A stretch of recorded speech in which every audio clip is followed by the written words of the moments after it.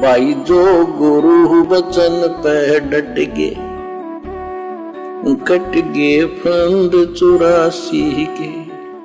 सर्वनाश के लिए शराब पीना पर्याप्त है कि भाई अगर किसी ने अपने घर का और अपने शरीर का और अपने मनुष्य जन्म का सर्वनाश करना है तो भैया शराब पी लो, काफी है।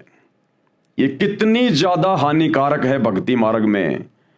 और जो घटना गुरुदेव भगवान अपने कर कमल से लिखकर हमें बता रहे हैं इस पुस्तक में, भाई और बहनों, ये यथार्थ कथाएं हैं।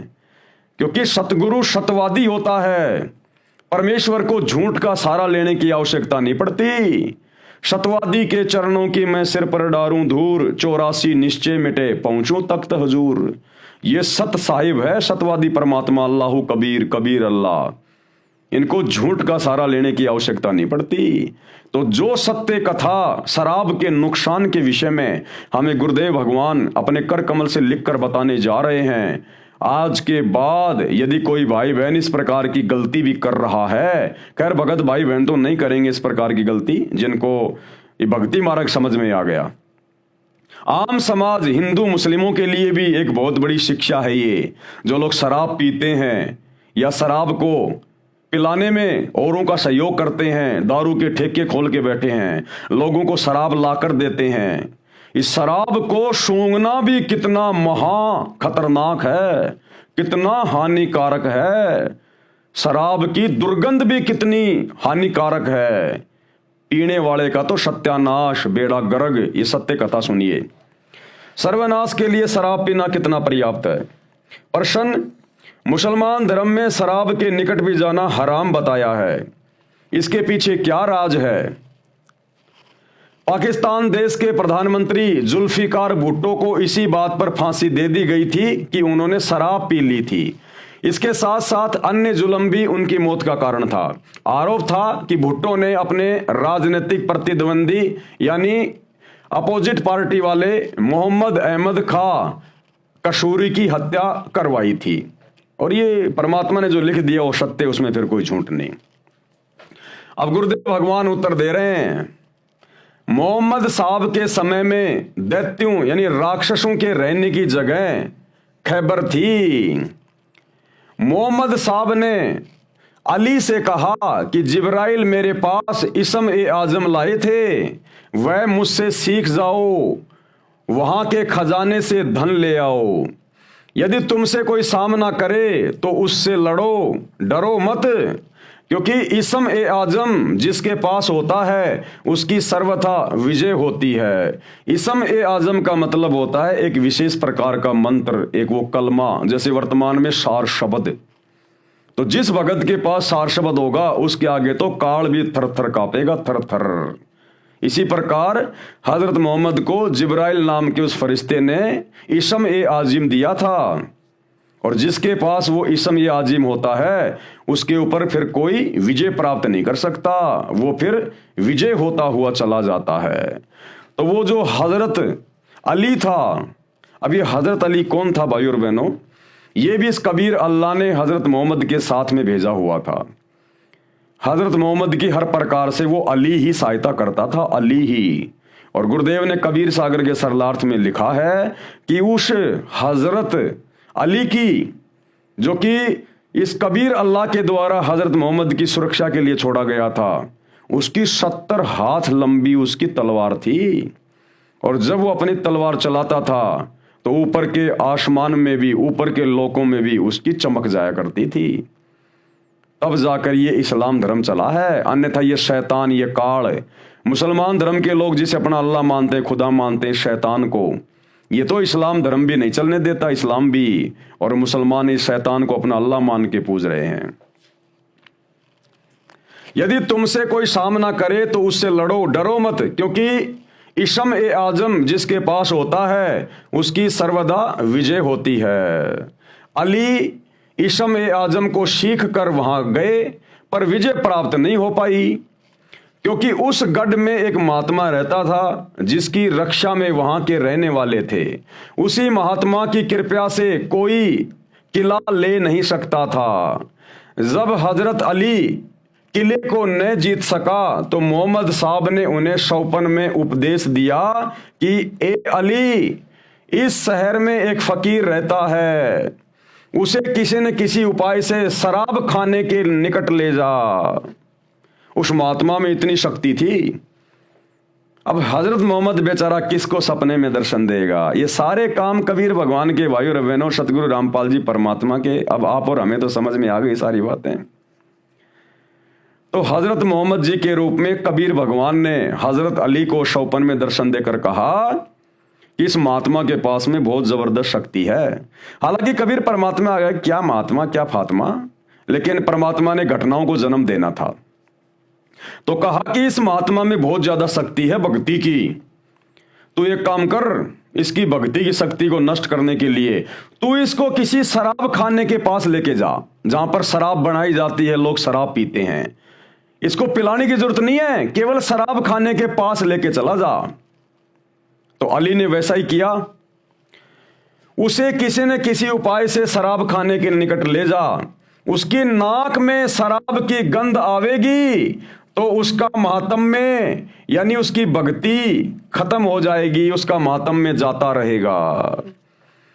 क्या कहा शौपन में हजरत मोहम्मद ने कि जैसे उस महात्मा के नाक में शराब की वो दुर्गंध वो महक जाएगी, इतने में उसका मातम्य खत्म हो जाएगा, उसकी वो हजारों वर्षों की साधना, उसकी तपस्या सब समाप्त हो जाएगी। यानी भाइयों और बहनों, शराब भक्ति मार्ग में भगत के लिए कितनी ज्यादा खतरनाक है, पीना तो दूर की बात है।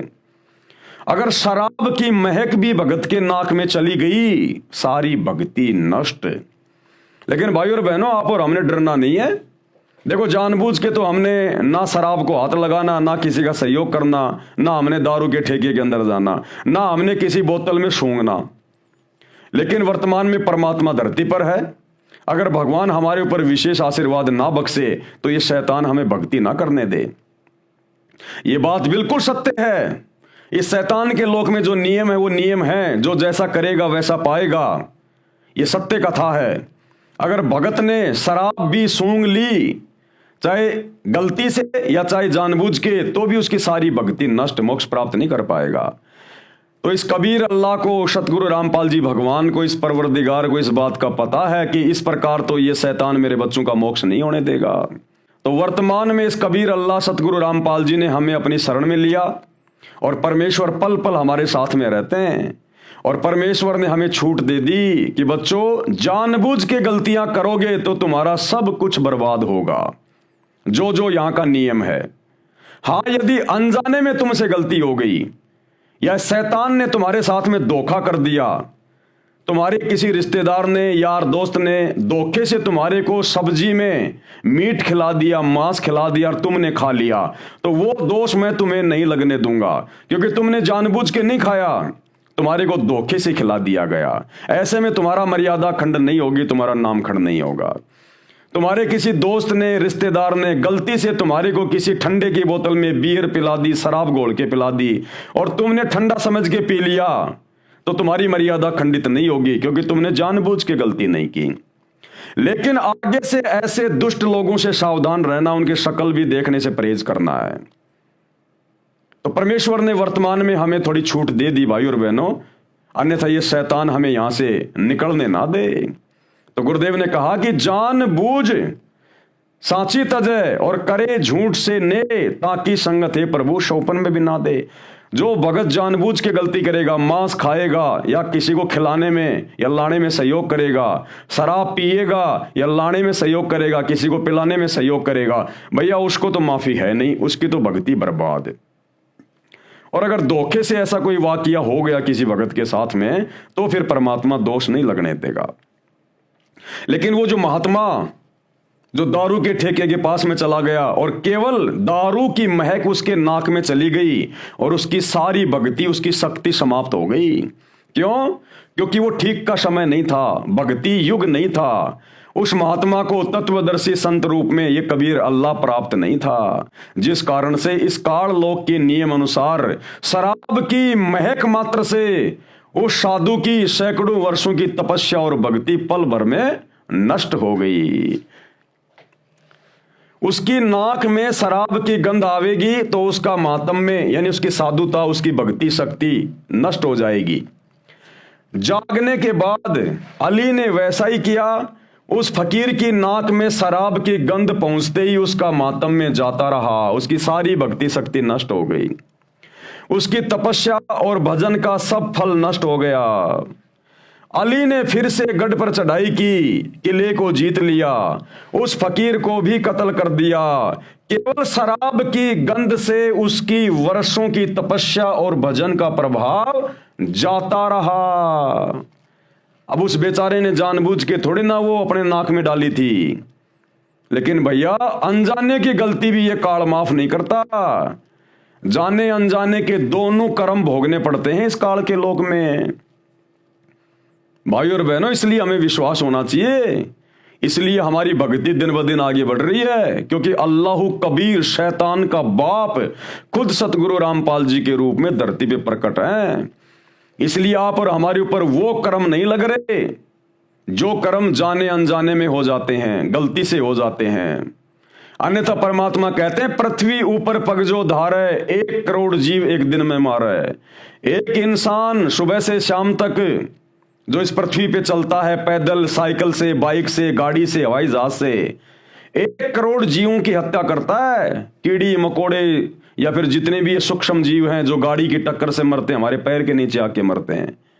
एक गाड़ी आप कभी देखना 100-200 किलोमीटर जब आपकी गाड़ी चले तो बाद में नीचे उतर के देखना गाड़ी के आगे और उसके बोनट पे कितने जीव आपको चिपके हुए मिलेंगे, मरे हुए। तो भाई और बहनों, ये तो वर्तमान में अल्लाह कबीर स्वयं सतगुरु रामपाल जी धरती पे प्रकट हैं। इसलिए आप और हमारे ऊपर शैतान के ये कर्म नहीं लगने दे रहा और सत भक्ति दे दी। रोजाना हमारा जो कपड़ा मैला होता है, हम रोजाना भक्ति करके, आरती करके, मंत्र करके, सत्संग सुन के पोछा सा मारते रहते हैं। इसलिए हमारे ऊपर ये काल के ये कर्म नहीं लग रहे। अन्यथा भाई और बहनों, जीव यहां से बाहर निकलने की सौपन में भी नहीं सो सकता। सौपन में भी गुरुदेव बता रहे हैं सतगुरु के अभाव में, तत्वदर्शी संत के अभाव में आप और हम तो क्या भक्ति कर लेंगे। हमारी तो 50, 60, 70 साल की उम्र है। गुरुदेव ने बताया सतयुग में लाखों वर्ष की उम्र हुआ करती थी और हजारों लाखों साल तक वो तपस्या किया करते थे साधु संत महात्मा, मोक्ष के लिए जंगलों में जाकर घर छोड़ के। उनको सतगुरु की छाया के भी दर्शन नहीं हुए और आप और हमें इतनी सहज में अल्लाह कबीर मिल गया तो कितना बड़ा सौभाग्य आप और हमारा। आप और हमारे आगे तो सृष्टि में कोई देव महादेव भी नहीं है।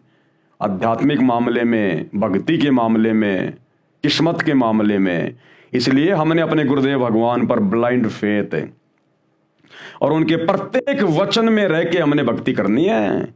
हमने किसी शराबी व्यक्ति के पास में भी नहीं बैठना है। पास में भी आपने कल के वीडियो में देख लिया होगा गुरुदेव भगवान ने क्या लिखा था कि जो व्यक्ति मांस खाता है और शराब पीता है, भगत ने उसके नजदीक भी नहीं बैठना चाहिए, यानी उससे यारी दोस्ती मेल मिलाप नहीं करना चाहिए, अन्यथा आपकी भक्ति नष्ट होगी। इतनी सावधानी हमने इस भक्ति मार्ग पर बरतनी पड़ेगी। तभी तो गुरुदेव कहते हैं भगत का और जगत का 36 का आंकड़ा होता है।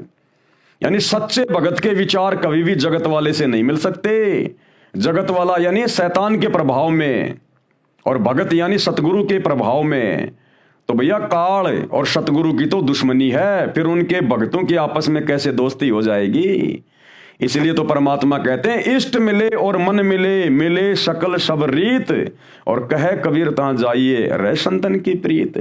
केवल अपने भगत भाई बहनों में ही बैठना चाहिए हमने, अन्यथा अपना काम धंधा करो, सतगुरु की महिमा करो, भक्ति करो। दुनिया से थी दोस्ती, पड़े भजन में भंग, एकाएकी राम से या किसी भगत भाई के संग। तो इतनी सावधानी भाई और बहनों हमने वर्तमान में अपनी भक्ति को सफल करने के लिए गुरुदेव भगवान से उपदेश लेने के बाद में बरतनी पड़ेगी। केवल शराब की गंध से उसकी वर्षों की तपस्या और भजन का प्रभाव जाता रहा। जो नित्य मद पीते हैं, अब गुरुदेव भगवान कह रहे हैं जो रोजाना शराब पीते हैं उनकी क्या गति होगी। और उनकी गति भी कबीर परमेश्वर ने कबीर सागर में 5वें सूक्ष्म वेद में बता रखी है कि शराब पीवे कड़वा पानी, 70 जन्म कुत्ते के जानी। जो व्यक्ति शराब पीता है, एक प्याला मात्र एक प्याला यानी एक कप यदि किसी ने शराब पिया, उस एक कप शराब की इतनी भयंकर हानि होती है, वो व्यक्ति फिर मनुष्य शरीर छूटने के बाद में लगातार 70 जन्म कुत्ते के प्राप्त करता है। अब सोचिए भाई और बहनों, पूरी जिंदगी में वो कितने गिलास शराब के पिएगा, कितने हजारों लाखों जन्म बारंबार उसको कुत्ते के भोगने पड़ेंगे। ये शराब इतनी खतरनाक है, मांस उससे भी ज्यादा खतरनाक है। जो गुरु बचन पे डट के कट गे फंद 84 के, कट गे फंद 84 के, कट गे फंद 84 के।